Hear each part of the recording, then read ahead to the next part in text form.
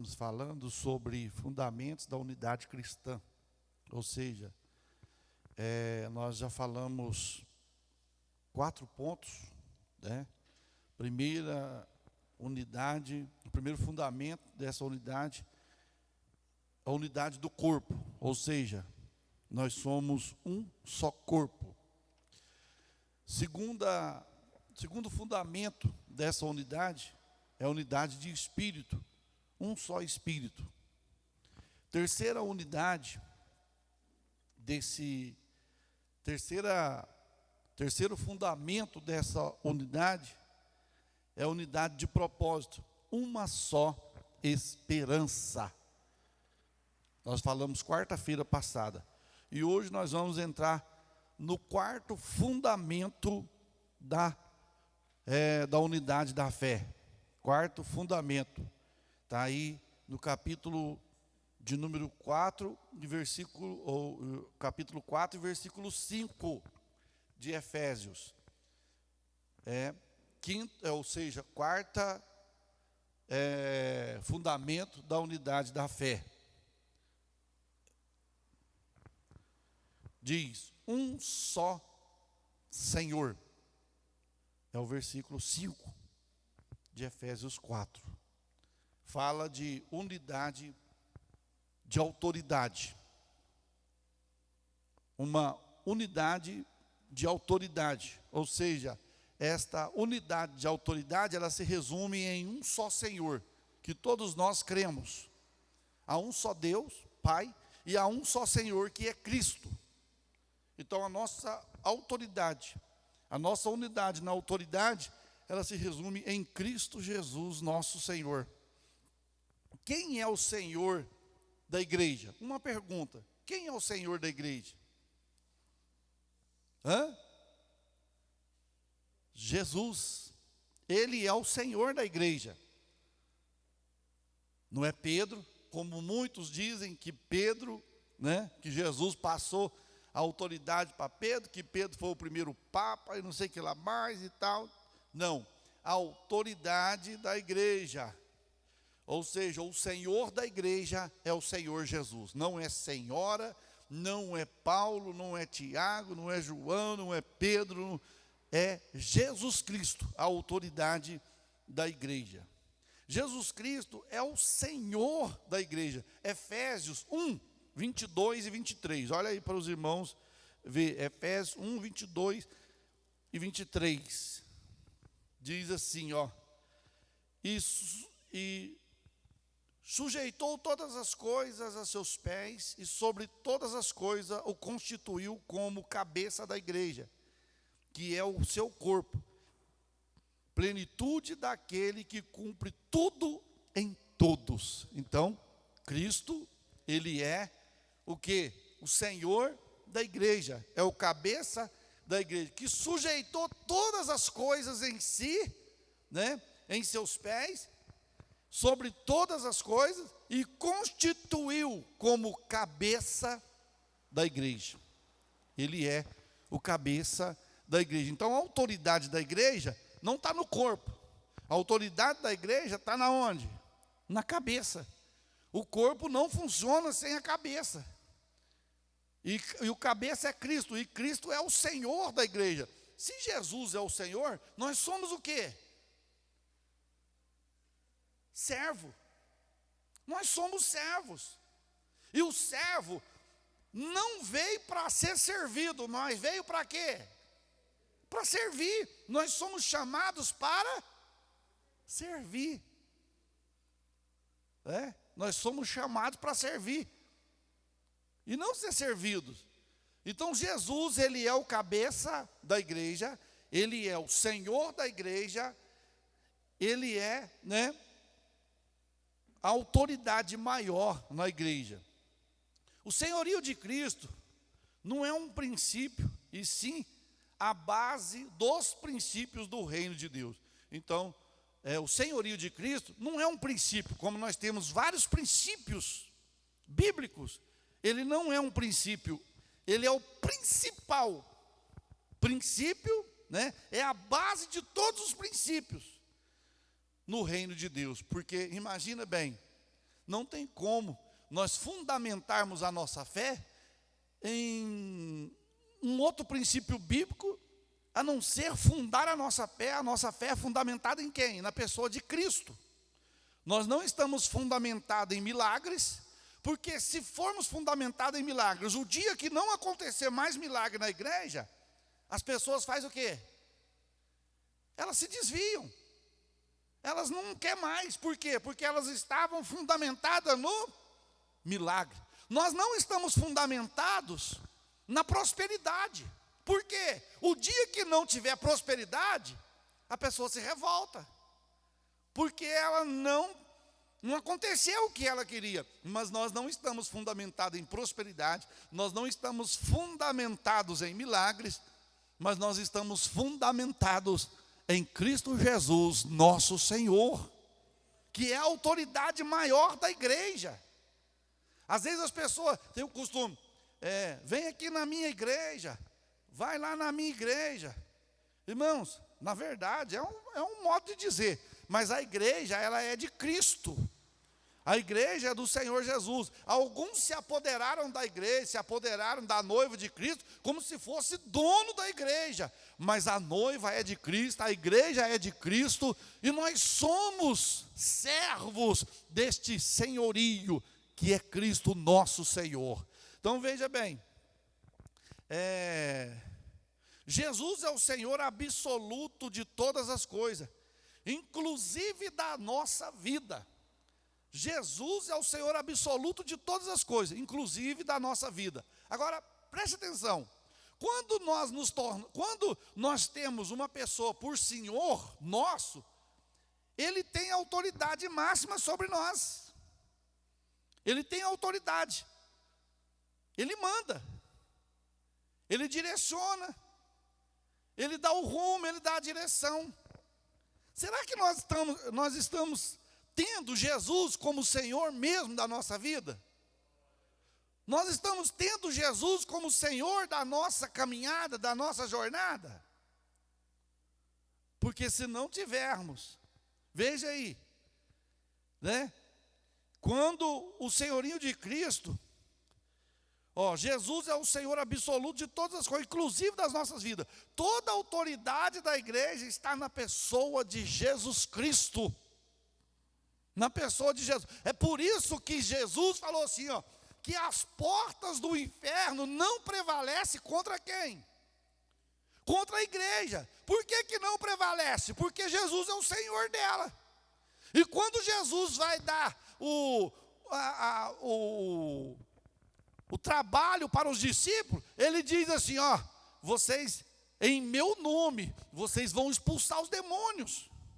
Ou seja, toda a força do mal que vier contra a minha igreja não vai prosperar, não vai poder vencer, porque eu já dei vitória para o meu povo, mas para aqueles que têm Jesus como Senhor absoluto de suas vidas.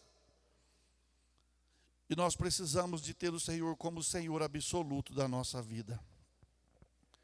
O senhorio de Cristo é sobre todos, sem exceção. O senhorio de Cristo, às vezes alguém é sobre o ministério, o senhorio de Cristo é sobre a igreja, é sobre o conjunto, o senhorio de Cristo é sobre todos e sobre todos nós, meus queridos. Ninguém está isento de senhorio, não.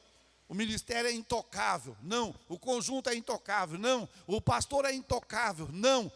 Não existe isso. Existe lá no mundo. Existe lá no mundo. Existem pessoas que são blindadas, né? São cercadas, que não podem ser tocadas, que não podem ser faladas, mas na igreja não. Na igreja nós somos iguais e o Senhor Jesus é Senhor nosso. O maior na igreja, o maioral na igreja chama Jesus Cristo de Nazaré. Então veja bem, quando nós desvinculamos ou saímos da subordinação do senhorio de Cristo, e nos colocamos em um outro senhor qualquer que seja, no altar da nossa existência, cometemos adultério espiritual, prostituição espiritual, quando nós colocamos qualquer que seja como o Senhor da nossa vida. Quando algo toma o lugar de Deus no meu coração, quando a pessoa, ela troca Jesus por um ator, por um filme, por alguma coisa deste mundo, ela está prostituindo espiritualmente, trocando o senhorio de Cristo por aquela coisa. Lembra quando o povo de Israel saiu do Egito? Quem era o Senhor do povo de Israel? Deus, o eu sou. Quando o povo saiu do Egito, que Moisés subiu lá para o monte para receber as tábuas da lei, o povo ficou lá embaixo. E o que o povo fez? O povo fez um bezerro. Falou: Moisés está demorando, 40 dias já se passaram, e Moisés não vem. Vamos fazer para nós um bezerro, e vamos adorar, como se fosse ele que tivesse nos tirado do Egito. E a Bíblia diz que Arão consentiu. Arão foi pressionado a ponto de consentir, e o povo então começou a pegar anéis, pulseira, brincos, pendentes, né, do nariz, pulseira, correntes de ouro, e começou a derreter para fazer um bezerro. E quando fizeram, começaram a adorar aquele bezerro, meus queridos. E a Bíblia diz que Deus falou: Moisés, pode descer lá, que o povo já prostituiu, o povo já adulterou, o povo construiu um bezerro e está adorando, pode descer lá. Quando Moisés chega, o povo estava adorando o bezerro, como que o bezerro dizendo: ele nos tirou do Egito, ele nos salvou, provocando a ira de Deus. Então, meus queridos, quando nós colocamos algo acima de Jesus, quando nós colocamos algo acima de Deus na nossa vida, nós estamos prostituindo espiritualmente, nós estamos adulterando espiritualmente. Então nessa noite, para que eu e você saiba, só existe um Deus, só existe um Senhor, só existe um mediador entre Deus e os homens, Jesus Cristo, o Filho de Deus, é Ele que está conosco. Então nós não podemos, nós não temos que procurar outros caminhos, outros métodos para salvação, outros métodos para cura, outros não. Nós buscamos no senhorio de Cristo. O que Jesus falou assim, ó? Conhecereis a verdade, e a verdade vos libertará. Aí os discípulos, aí os fariseus, os saduceus, o povo falou: mas nós não somos escravos de ninguém, como vamos ser livres? Aí Jesus falou: aquele a quem vocês se apresentam como servo, vocês se tornam escravo dele. Se vocês se apresentar como servo do pecado, vocês são escravos do pecado. Mas se vocês conhecerem a verdade vai libertar vocês. Aí lá no 36, se pois o Filho vos libertar, que é Jesus Cristo, verdadeiramente sereis livres. Então, meus queridos, o povo confunde muito. O povo está em busca. Olha para você ver o evangelho de hoje. Quanto que eles estão prostituindo o evangelho de hoje. Tanta mentinga, tanta coisa para substituir o poder de Jesus. Faz isso que vai dar certo. Põe uma cabeça de alho lá na sua sala que o mal não vai chegar. Põe uma rosa vermelha no teu quarto que o inimigo não chega. Estão prostituindo o evangelho de Cristo. Porque quando na verdade Jesus ele falou o quê? Em meu nome expulsarão os demônios. Em meu nome pegarão na serpente. Em meu nome se beber alguma coisa mortífera, não lhe fará dano. Em meu nome falarão novas línguas. É no nome de Jesus. Nós não precisamos de um talismã, nós não precisamos de uma bengala, nós não precisamos de uma muleta para poder caminhar na fé. Nós precisamos da autoridade do nome de Jesus Cristo na nossa vida.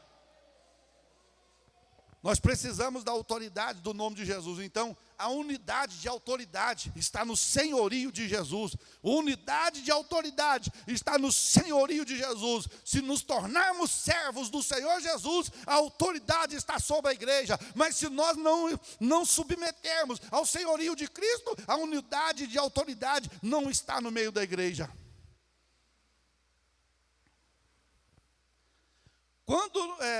Vamos mais. Não há como recebermos a Jesus, trocarmos de reino, entrarmos em um novo reino, reino da luz, e vivermos em constante rebelião aos princípios deste novo reino, e ainda queremos benefício deste reino, sem nos sujeitar ao senhorio deste novo reino. Ou seja,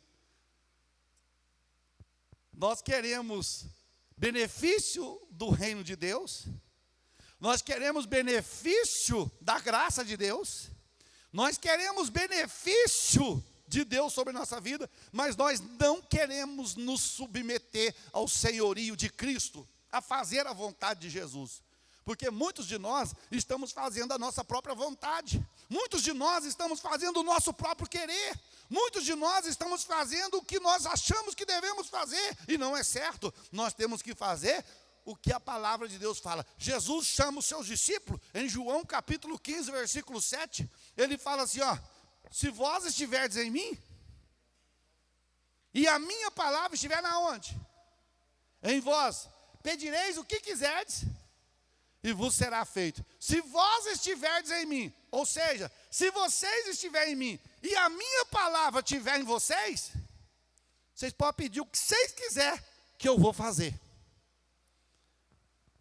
Mas deixa eu te perguntar, a palavra de Deus está em nós? Não, pastor, eu sou crente. Não basta ser crente. Não basta ser crente. Não basta carregar o nome de crente. Não basta carregar o rótulo de crente. Não basta. É preciso ser servo de Jesus. É preciso submeter ao senhorio de Jesus. Olha para você ver. Lembra quando Jesus chegou para aquele moço? E o moço chegou para ele, bom mestre. Aí Jesus falou para ele assim, por que me chama bom, se um só é bom, que é Deus? Aí ele pergunta a Jesus, mestre, o que eu faço para herdar a vida eterna? Jesus falou para ele o quê? Guarda a palavra. Guarda os mandamentos. Não, isso aí eu tenho guardado desde a minha mocidade. E Jesus, olhando para ele, falou, mas ainda te falta uma coisa. E ele falou, qual é? Ele tinha Jesus como Senhor dele? Não. O Senhor dele era o quê? O dinheiro. Os bens. Porque tem gente que é crente só porque estão debaixo da prosperidade de Deus. O dia que essa prosperidade parar, ele larga de ser fiel a Deus. E nós não podemos ser fiel, nós não podemos ser crente só porque Deus está nos abençoando. Nós temos que ser crente porque nós almejamos o céu, nós almejamos o Senhor. Porque foi Paulo que falou, sabe o que Paulo falou? Se eu esperar em Cristo só aqui nessa vida, se eu esperar só em prosperidade, só em bênção aqui nessa vida, eu sou o mais miserável dos homens. Eu tenho que esperar aqui nessa vida, mas a minha maior esperança é o céu. É o céu. Porque aqui termina e o céu continua. Aqui se finda na sepultura, mas o céu é eterno com o Senhor. Então, meus queridos, aí Jesus falou para ele, te falta uma coisa. Que? Vai e vende tudo que tem e dá aos pobres. Aí ele foi e vendeu tudo que tinha e deu aos pobres, sim ou não? Não, a Bíblia diz que ele saiu triste, porque ele tinha muitas propriedades, porque ele tinha muita coisa. O que era senhor dele era o dinheiro. É por isso que Jesus, em Mateus capítulo 6, versículo 24, o que Jesus fala? Não podeis servir a dois senhores. Você odeia um e ama o outro. Não podeis servir a Deus e a Mamon. Não é mamão não, irmão. A Mamon. Mamon. O que é Mamon? Hã? O que é Mamon? Riqueza. Bens. Eu não posso estar aqui só para Deus me fazer prosperar. Eu tenho que ter, não, Senhor, Tu és o meu Senhor. Olha que coisa mais linda. Jó tinha Deus como Senhor da sua vida?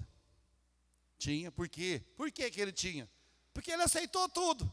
Aceitou o bom, o bem, e aceitou o mal. Agora eu te pergunto, nós estamos prontos para aceitar o bem, ou para aceitar o mal que vier, permitido por Deus para a nossa vida?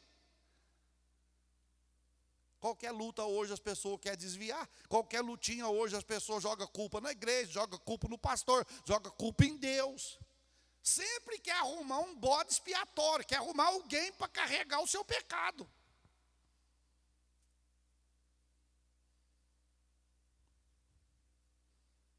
Então, veja bem, não há como recebermos Jesus, trocarmos de reino, ou seja, sairmos do reino das trevas para o reino da luz, entrarmos num novo reino, no reino de luz, e vivermos constantemente em rebelião aos princípios desse novo reino. Nós temos que mantermos os princípios desse reino, e um desses princípios é Jesus o Senhor. O principal, o fundamento, a base dos princípios é Jesus Senhor nosso. Ele é meu Senhor. Eu não tenho vergonha de falar que Jesus é meu Senhor. Nós não podemos ter vergonha. Vamos mais. Agora não podemos dominar, agora não podemos dominar sobre ninguém, e ninguém deve dominar sobre nós, pois há um só Senhor. Eu, você, nós não podemos ser dominados por ninguém, porque nós temos um dominador, Jesus. Ele é o Senhor, é Ele que comprou, porque para ser Senhor, vamos supor, para um senhor ter o seu escravo, ele tem que fazer o quê? O escravo era o quê? Dado ou comprado? Comprado. O senhor ia lá, pagava o preço pelo seu escravo. Olha, eu estou comprando esse aqui, está aqui, tal, pronto. Jesus nos comprou, amém? Ele nos comprou, Ele pagou o preço. Ele nos comprou e nós o aceitamos, então agora Ele passa a ser Senhor nosso. A Bíblia diz que todo joelho dobrará diante do Senhor, até aqueles que os traspassaram. Ele é Senhor nosso. Meus queridos, nós não somos um povinho que reunimos aqui às quartas, às sextas e aos domingos, um povinho sem dono, não. O povo acha que nós estamos aqui em torno do quê? Eles reúnem lá porque o pastor está lá, os irmãos estão lá, e vivem em torno disso. Eles não sabem que nós temos um dono. Nós temos um Senhor, e o Senhor seu, o Senhor meu, o Senhor nosso. Ele fala assim, eu sou o seu Senhor, eu sou o seu Salvador, eu sou o seu mediador, eu sou o seu advogado. Que coisa, né? Então Jesus, Ele é o que para nós? Tudo. Ele é tudo. Tem um hino assim, um corinho, né? Acho que é corinho. Quem tem Jesus tem tudo. Quem não tem, não tem nada. Há ricos na terra que se fazem pobres, e há pobres que se fazem ricos. Está lá em Provérbios. Há ricos que se fazem pobres, tendo tudo, mas não tendo. E há pobres que se fazem ricos, não tendo nada, mas possuindo. Porque quem tem Jesus, tem tudo. Aleluia. Quem tem Jesus tem tudo. O povo olha, isso aí, a crentinha aí, esses irmãozinhos aí, não tem o que fazer. Olha lá, desodorante debaixo do braço, né? A Bíblia, eles falam que a Bíblia, olha lá, desodorante debaixo do braço, paletó com um calor desse, só louco, só doido, só um calorzão desse de terno, né? Esses irmãos aí, esse povo está ultrapassado, mas não sabe que esse povo tem um Senhor. Ele não é só Senhor, meus queridos. Jesus não é só Senhor, Jesus não é só Rei. A Bíblia fala que Ele é Senhor e Ele é Rei dos reis. Esse é o dono da igreja. Esse é o dono da nossa vida. Eu sou marcado, você é marcado. Você tem a marca? Você tem um selo? Amém? Você tem um selo, meu querido, de que Jesus é teu Senhor. Que selo, pastor? É o selo da promessa. Está lá em Efésios capítulo 4, versículo 30. Não vos entristeçais o Espírito Santo, no qual foste selado para o grande dia da redenção. Aleluia. Você é selado, você é marcado. Pode ficar tranquilo, a marca da besta não vai te atingir, não. Se você for fiel até o fim, você já está marcado. Você não vai receber 666, não. Você já recebeu o selo da promessa. Você já recebeu o penhor do Espírito de Deus na tua vida. Isso é para dizer que o mundo olha para você e vê o selo do Espírito de Deus na tua vida, vê a marca do sangue. O diabo olha, o que ele fala? Você sabe o que ele fala? Já tem dono. Cheguei atrasado. Já tem dono. Cheguei atrasado. Já tem dono. Cheguei atrasado. Já tem dono. Cheguei atrasado. Já está marcado. Já está selado. Isso é a unidade da autoridade. Um só Senhor, a qual nós nos escondemos nele. Nesta perspectiva, todos os cristãos estão num só nível. Todos os cristãos estão num só nível diante do único Senhor.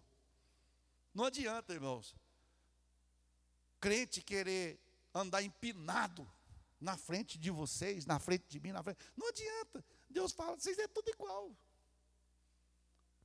Tudo igual. Ninguém é maior. Ninguém. São todos iguais diante de Deus. Então, somente Ele tem posse e autoridade sobre nós. Estamos todos entrelaçados nele. E Ele entrelaçado em nós. Foi o que Jesus falou para o Pai, né? Pai, faz deles assim como eu, o Senhor, é um, faça deles também um em nós. Então nós estamos todos um em Deus, em Cristo Jesus, nosso Senhor. Estamos entrelaçados, é igual a alma e o espírito. Só existe uma coisa que faz a separação entre alma e espírito. O que é? A palavra. Somente a palavra faz separação entre a alma e o espírito. É Hebreus capítulo 4, versículo 12. Que fala que a palavra de Deus é uma espada de dois gumes, mais cortante que uma espada de dois gumes, que faz separação entre a alma e o espírito. E conhece qual é a intenção do coração. Conhece qual é o pensamento de cada coração. O nosso pensamento está diante de Deus. Pastor, mas nós somos bilhões na terra, como que os nossos pensamentos estão diante de Deus? É para você ver o tamanho desse Deus, que Ele não confunde os pensamentos, Ele sabe o seu, o meu, o nosso pensamento diante dEle. Nós não estamos dando conta nem dos nossos pensamentos. Agora você imagina Deus com 7 bilhões e pouco de pensamento dominado todos os dias. Ou não? Deus sabe. Estamos todos entrelaçados nele.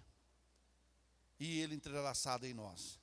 Quando nós entendermos o verdadeiro significado da expressão um só Senhor, nosso conceito de liderança terá profunda reviravolta. Quando nós tivermos o quê? Entendermos o verdadeiro significado da expressão um só Senhor, nós vamos entender o conceito de liderança. Porque tem uns que acham que são mais, que sabem mais, mas a hora que entender que um só Senhor, e essa autoridade, Ele deu para você, deu para você, deu para mim, deu para você, o mesmo poder. Aí nós vamos entender o que é liderança, o que é.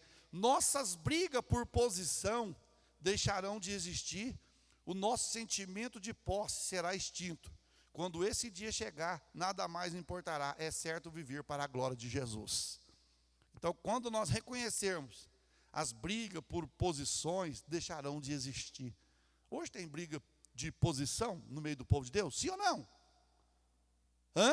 Existe? Existe, meus queridos. Lá nas cortinas, como que fala? Lá nos camarins. Lá.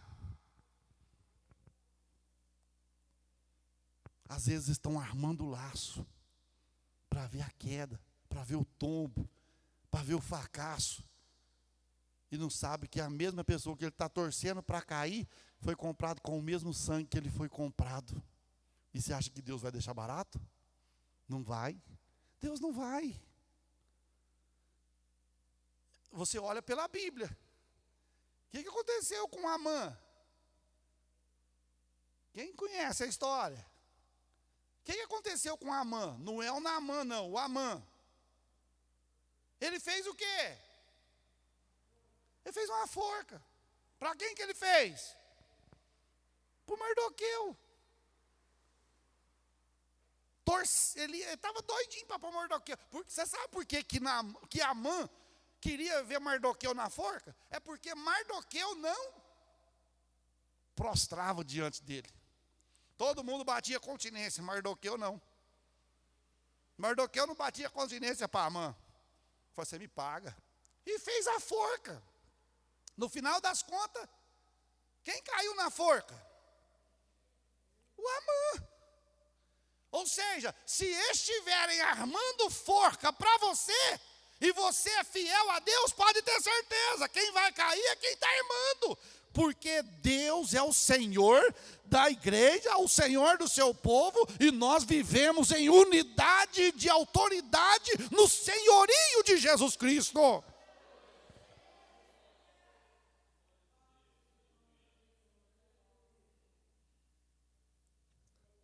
Eu acho, é tão gostoso quando a gente lê lá, né? Que o Açoeiro pergunta assim, ô Amã, o que você acha que eu faço a pessoa a quem o rei quer honrar? Uai, rei, pega seu cavalo, seu melhor cavalo, melhor roupa, e veste nele, e põe alguém para puxar. Pois é, então você faz favor, pega o cavalo e dá a melhor roupa para o Mardoqueu, e você puxa ele. Que coisa, né?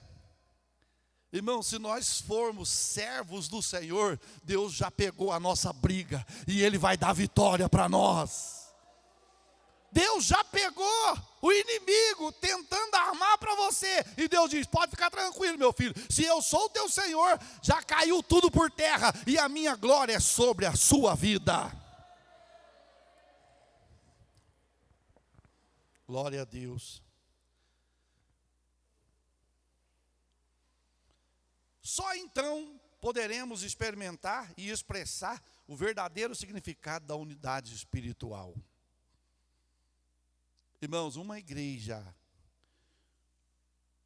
em unidade de autoridade no senhorio de Cristo é uma igreja imbatível. É como a igreja primitiva, que levantou tudo quanto é pretexto contra a igreja. E contra todos os pretextos que levantou contra a igreja venceu. E a igreja está vencendo. E a igreja vai vencer. Então vamos abraçar essa unidade de autoridade no senhorio de Cristo. Ou seja, todos nós aqui, desde o ministério, a igreja, todos nós dependermos unicamente e exclusivamente do senhorio de Jesus. Tem hora que a gente fica assim, ó, nós podia pôr fulano lá para ver se faz alguma coisa. Irmão, tá certo, tem que fazer isso, mas a nossa confiança não pode estar só nisso. Nós temos que usar a autoridade que Jesus nos deu, o poder que Jesus nos deu. A igreja está adormecida com uma grande ferramenta na mão, com uma grande autoridade na mão. Nós estamos adormecidos. E Deus está dizendo: acorda, acorda, igreja, acorda, vocês têm tudo nas mãos. Vamos mais. Quinto fundamento da unidade cristã. Quinto fundamento. Está ainda aí Efésios 4 e 5. Quinto fundamento da unidade cristã. Um só Senhor, uma só fé. Quantas fé? Em quem? No Senhor. Uma só fé. Tem gente que você vai orar para certas pessoas e fala: ixi, pastor, pode orar, eu tenho muita fé. Não, você não precisa ter muita não, só uma. Não precisa ter muita não, só uma. É a fé no senhorio de Jesus. Pronto, acabou. Pastor, a Bíblia fala se tiver fé do tamanho. Não, a Bíblia não fala ter fé do tamanho. A Bíblia fala assim: se tiverdes fé como um grão de mostarda. Não é do tamanho não, como um grão de mostarda. O poderio que ele tem, sementinha, o poderio que ele tem de se tornar uma árvore. Aí nós vamos ver, esse quinto fundamento da unidade, da unidade cristã é a fé, uma só fé. Esta fé é o mesmo que crença ou sistema de doutrina, conjunto de princípios absoluto que une todos os cristãos e que consiste na essência do Evangelho. Então veja bem, meus queridos, é uma crença, é nós crermos. Aqui todos nós cremos no quê? Alguém crê diferente aqui? Quem crê que Jesus morreu na cruz do Calvário para nos salvar? Quem crê que Jesus batiza com o Espírito Santo? Quem crê que Jesus vai voltar? Uma só fé. Uma só crença. Uma só fé, uma só crença. Aqui ninguém vai brigar, não. Eu acho que Jesus não vai voltar, não. Eu não sei, não. Faz tempo, eu era menino. Eu era criança. A minha bisavó, a minha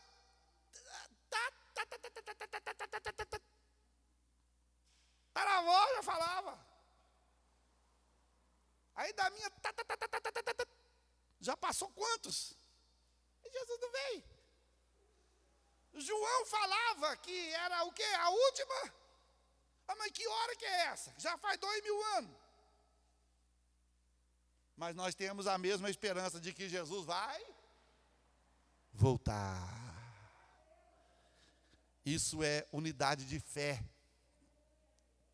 Unidade de fé. Olha aí, ó. E é isto que significa dizer que a igreja segue e vive na mesma fé. Na mesma fé. Nós seguimos na mesma fé, na mesma esperança, no mesmo Senhor. É a unidade, na mesma fé. Você pode ter certeza, se alguém um dia falar assim, ó, eu não creio no que vocês pregam, ele não fica no nosso meio. Aí vai cumprir o que João fala, saíram do meio dos nossos porque não era dos nossos, porque se fosse, ficaria. Então, fé, irmãos, não é para se discutir. Fé, olha para você ver, eu vim de um lugar, Cristiano veio de outro, Molazinho veio de outro, e chegou aqui dentro, veio irmão de outro lugar, veio irmã, chegou aqui dentro, nós unimos todos em torno da fé, de acreditarmos na mesma coisa. Quem faz isso? É a unidade de fé. Por isso que Paulo falou para Éfeso, olha, uma só fé. Ou seja, vocês não podem ter diversidade de fé. Não, eu creio que Jesus vai voltar. Não, eu não creio que Jesus vai voltar, não. Eu acho que ele não vai voltar, não. Não, eu creio que Jesus vai voltar arrebatamento. Não, eu não creio, não, no arrebatamento, não. Eu não creio que tem inferno eterno, não. Ontem eu vi um negócio desse aí, a pessoa falando assim, que o inferno não é eterno. Agora a Bíblia fala que o fogo nunca apaga, o bicho nunca morre, é eterno. Eles estão querendo tirar o inferno da Bíblia. Sabia? Daqui um dia todo mundo está pecando e fala, não, o inferno é só um pouquinho de tempo lá, é o purgatório, que você vai lá e expurga o que tem de expurgar lá, e depois você deixa de existir. Mas se for desse jeito, por que você vai ficar dentro da igreja? Você morre lá depois e deixa de existir, pronto, acabou. Fosse é fácil, né? Por que ficar aqui dentro? Vai bagunçar então, hein? Mas não, dentro de nós algo fala forte. Existe. Existe. Além da nossa consciência, nós temos a fé e nós temos o Espírito de Deus que nos orienta todos os dias. Todos os dias. Então veja, meus queridos. Existe fé para a salvação. Existe fé como fruto do Espírito Santo. Fé como dom sobrenatural e fé como esta que diz a respeito ao que cremos. Esta fé, que uma só fé, é o que nós cremos. É o que nós acreditamos. É o que nós abraçamos. Essa uma fé é para acreditar, para crer que existe um Senhor, que existe um Salvador, para acreditarmos no que Jesus fez na cruz do Calvário por nossas vidas. Agora depois tem fé como fruto do Espírito, tem fé como dons do Espírito Santo, né, que é maravilhoso. A igreja de Cristo segue e obedece uma só fé, ou seja, conjunto de princípios divinos. A igreja obedece um conjunto de regras chamado doutrina, e isso tudo em torno da fé, do que nós cremos, do que nós abraçamos. Irmãos, você pensa bem para você ver, quanto é difícil convencer uma pessoa a Cristo, né? Ou é fácil? Não é fácil. O apóstolo Paulo, me parece, se é em Gálatas, se não me falha a memória, ele fala assim, nossa, sinto dores de parto, até que Cristo seja gerado. Agora você imagina bem, Paulo pegou uma coisa que só a mulher sente, porque ele provavelmente sabia a dor que a mulher sentia para dar à luz um filho. Ele falou assim, para me gerar Cristo em vocês, eu estou como dores de parto também, sofrendo. Até que essa fé seja gerada na pessoa. Por quê? Porque antes a nossa fé era no quê?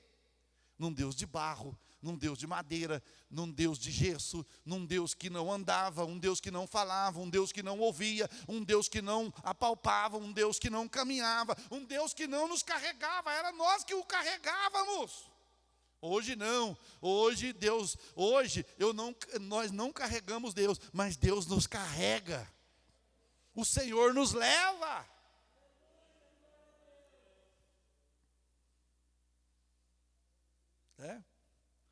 Então, veja bem, esta fé está fundamentada em Cristo e em sua palavra. Nossas opiniões pessoais ou sentimentos, que podem nos dividir, convergem em Deus e a sua palavra.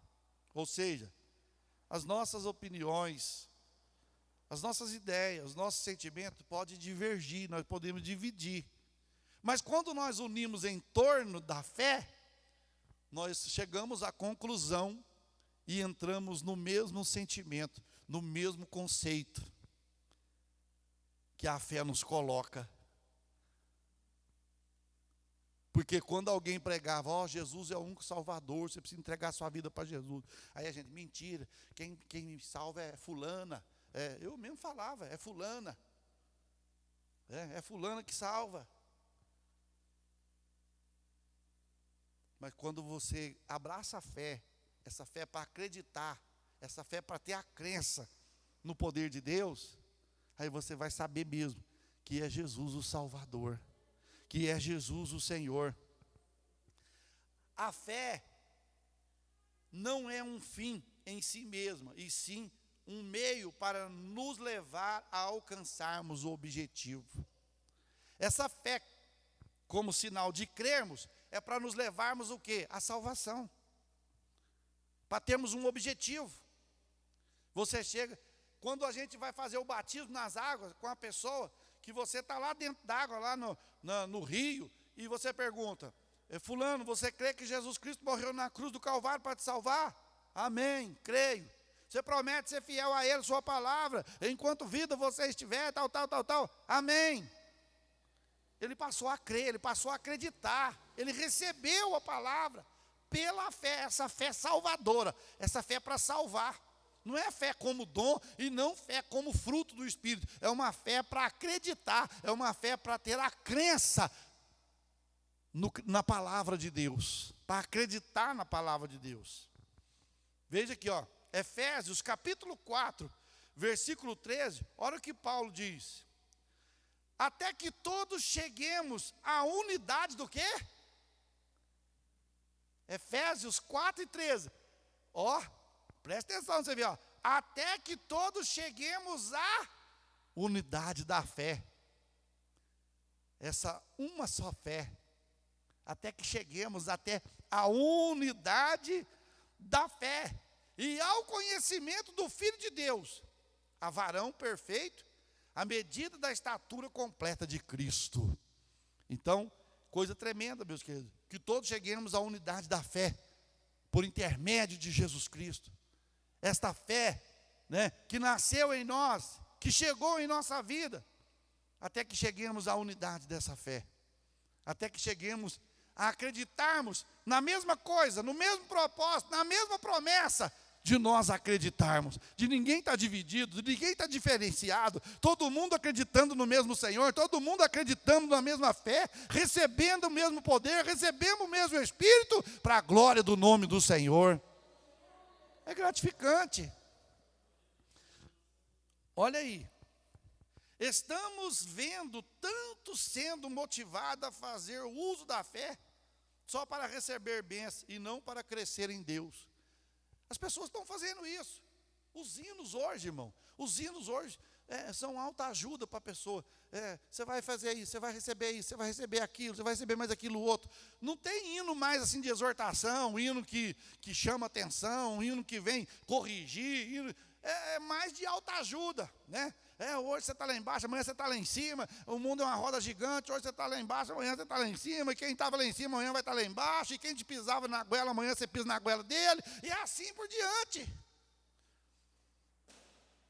Aí não é cristianismo. Aí não é cristianismo. Ué, que negócio é esse? Isso é obra da carne. Igual o Paulo fala, isso é feitiçaria, obra da carne. Você vai ver, você não me ajudou? Você vai ver, você vai pagar tintim por tintim. Você me viu na prova e não me ajudou? Você vai ver, você vai se arrepender. Isso é coisa de crente? Então veja bem, estamos vendo tanto sendo motivado a fazer o uso da fé só para receber bênção. Ei, irmão, bebe essa água. Essa água que veio lá de não sei da onde. Pegou lá no brejo. Né? E falou, ó, nós trouxe lá da terra, não... vocês sabem. E quem beber dela, diferença faz. Se eu beber água do Brasil, ou beber água de Cássia, ou beber água... Nós não podemos, a nossa fé é motivada no Senhor Jesus. Quando Pedro, olha aqui, a nossa fé é motivada pelo poder de Jesus. Quando Pedro chegou na casa de Enéas, Atos 9.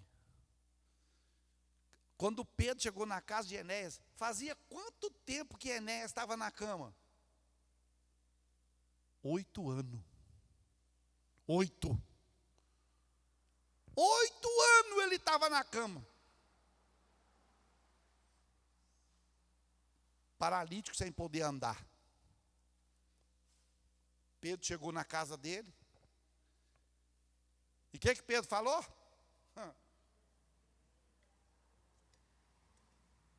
Ó, sou Enéas, eu vou levar a questão para o ministério lá.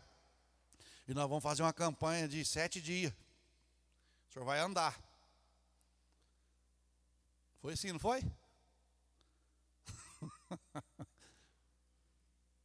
Foi? Jesus te dá? Você imagina bem. Ele chegou lá, ó. Ô, sou Enéas. Irmão, isso é para quem tem fé. Para quem não tem fé, olha aqui. Quem não tem fé, não é bom nem visitar doente. Sabia? Porque chega lá e fala assim, ó. Ô, irmão, o meu time morreu disso. A gente sabe que isso não tem escapa. Mas nós estamos orando. Irmão, a pessoa pode estar morrendo. Você está sabendo que ela vai morrer. Mas você chega lá, em nome de Jesus. Vamos orar, Deus vai dar vitória. Deus pode mudar esse cativeiro. Deus pode mudar essa situação. O Pedro chegou na casa de Enéas, só falou o quê? Ô Enéas. E pulou lá assim, né? Foi? Não. Jesus te dá saúde. A Bíblia diz que no mesmo momento o Enéas desceu da cama. Aquele coxo que estava na porta do templo chamado Formosa. Quando Pedro e João entrou lá, o que eles falaram para eles? Oh, me dá um dinheiro, me dá uma esmola. Aí o que o Pedro falou assim, não, espera aí um pouquinho, nós vamos para a oração agora, vai começar agora a campanha agora, quem sabe você vai lá, hoje é o primeiro dia, mas você tem que vir os dias tudo. Se você quebrar o elo, foi assim? Não. Ó, eu não tenho ouro, eu não tenho prata, mas o que eu tenho, eu te dou. Em nome de Jesus Cristo, levanta e anda. E o paralítico na mesma hora levantou e andou. E a Bíblia diz que ele entrou saltando e pulando no templo, adorando o nome do Senhor. Nós temos que ter essa fé, meus queridos. Agora hoje não, às vezes nós estamos acreditando mais na bala ungida, sei lá, antigamente, assim, eu falo antigamente porque faz 28 anos que a gente está vivendo essa fé, né? Mas parece que era diferente, as pessoas ficavam doentes na igreja, elas chegavam na igreja e diziam, ô evangelista Lázaro, o senhor pode me ungir? Eu não estou bem de saúde e tal, o senhor me unge? Eles pediam unção. A Bíblia fala, está alguém entre vós doente? Faz o quê? Chama o presbítero da igreja e ele vai ungir com óleo. A oração da fé salvará o doente. E se houver... Agora, hoje você tem que oferecer unção, hein? A pessoa está lá, ó. Você quer que unge, irmão? Ah, não sei.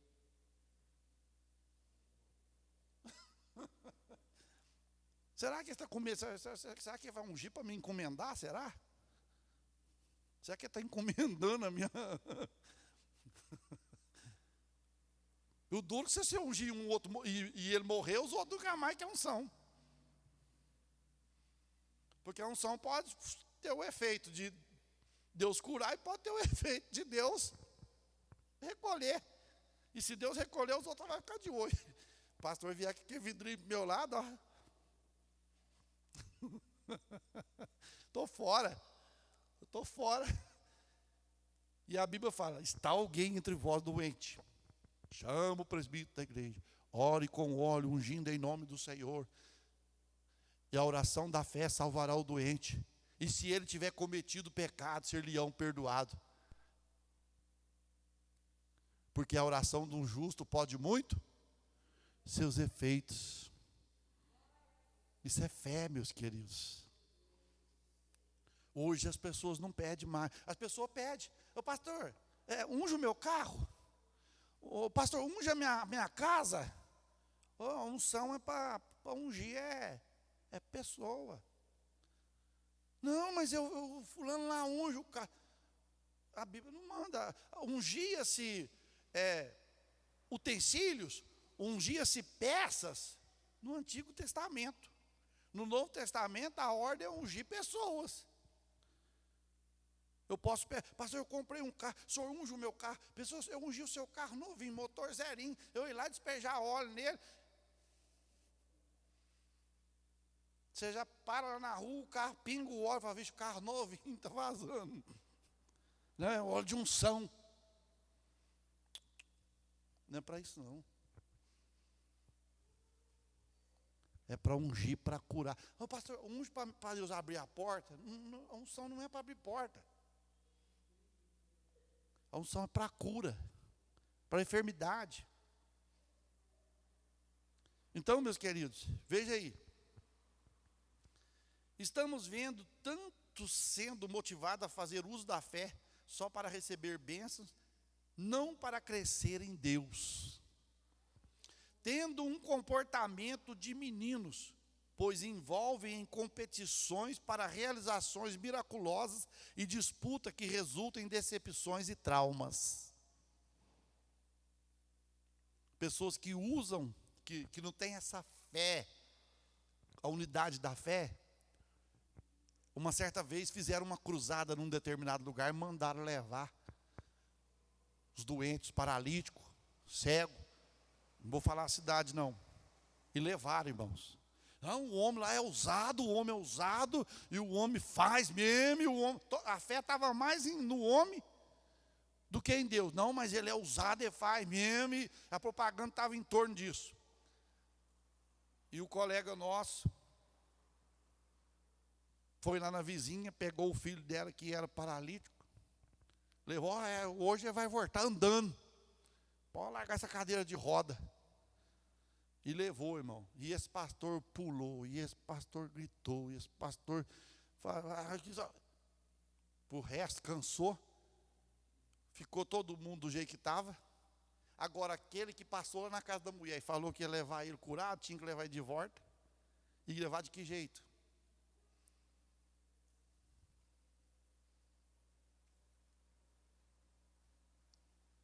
Eu já vi a respeito da pessoa ir num velório e falar que Deus falou para ele que ia ressuscitar o defunto, e orou em volta do caixão, e orou, e sapateou, e chegou a hora do velório, e eles não quis nem saber, pegou, fechou a tampa e levou, e nada aconteceu. Então são equívocos da fé, que nós devemos tomar cuidado. Eu tenho que saber quando é Deus e quando não é Deus, eu tenho que saber quando é eu, não é nem o diabo, é a gente. Porque tem hora que as pessoas elas não querem deixar Deus usar elas querem usar Deus. Deus está me mostrando aqui, eu estou vendo, irmão, não está vendo nada. Aí o irmãozinho simplesinho está lá. O irmão está vendo. Vendo o quê? O que você está vendo? Não sei, eu estou vendo. Está descendo. Está descendo o manto.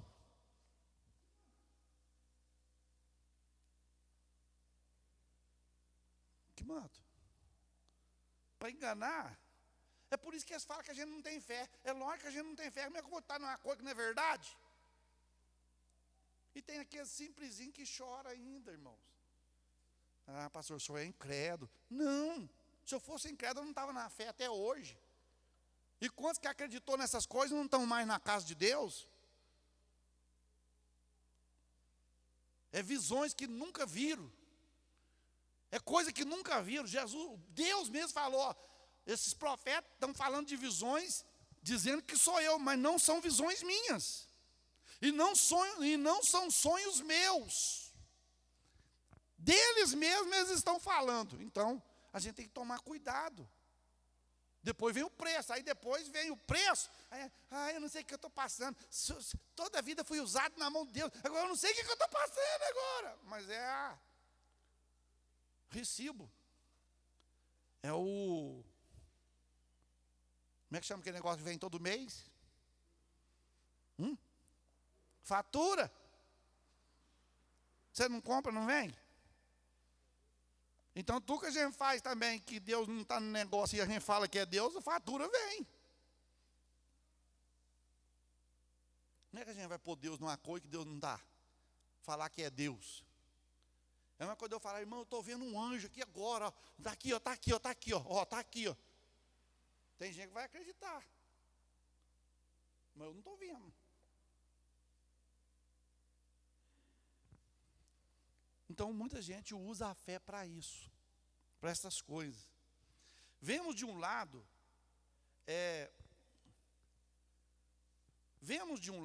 perdedores e de outro lado ganhadores, frustrados e orgulhosos, numa busca incansável do ter, esquecem-se de buscar o ser. Não é ter, é ser. Eu quero ter, não, eu quero ser. Mas por causa da fé, por causa das propagandas, é igual, irmãos. Eu vi uma vez, o Mensageiro da Paz uma vez soltou uma coisa de um pregador de prosperidade fora do Brasil. Ele descobriu em si mesmo a hipocrisia que ele falava. Ele pregava sobre prosperidade. Mas durante aquele culto ele fazia um apelo de uma oferta que todo mundo trazia aquela oferta para eles prosperar. Ele prosperava. Mas quem trazia não prosperava. Ele viu que falou, gente, eu estou enganando o povo. Eu prospero e eles não. Eu prospero às custas deles e eles não prosperam. É uma barganha. E Deus não faz barganha com ninguém, meus queridos.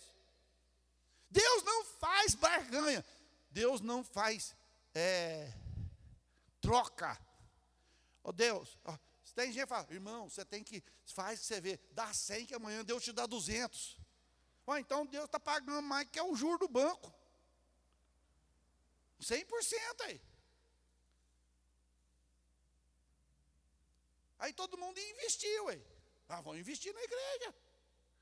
Lá você entra com 100, sai com 200. Deus prospera? Amém? Prospera, meus queridos. Mas não é do jeito que o povo está fazendo aí, não. Colocando barganha com Deus. Deus não quer barganha, Deus quer obediência. Deus quer obediência e que tenhamos fé. E essa fé é uma fé única na crença que nós temos para acreditar no poder de Deus e na salvação por intermédio de Jesus Cristo. E para nós encerrarmos, que a igreja esteja unida na mesma fé e busque maturidade, ou seja, ser igual a Cristo em sua mais perfeita e completa forma. Buscarmos de sermos igual a Cristo. A Bíblia fala que, lá em 1 João, fala assim, que nós devemos andar como Ele andou. Agora, andar como Cristo andou não é fácil, não é? Não é não? Não é fácil. Mas também não é impossível. Deus não põe nada impossível na nossa mão que nós não podemos fazer. Deus não faz isso. Deus coloca algo na minha mão, na sua mão, no que eu posso suportar, no que eu posso fazer. Ele não vai dar algo que eu não posso fazer. Que Deus nos guarde, que Deus nos abençoe, meus queridos. Ficou dois fundamentos para nós falarmos ainda. Unidade no batismo e unidade um só Deus, Pai de todos. Quarta-feira nós encerramos. Se Deus quiser, este assunto, em nome de Jesus. Nós vamos colocando uma vírgula.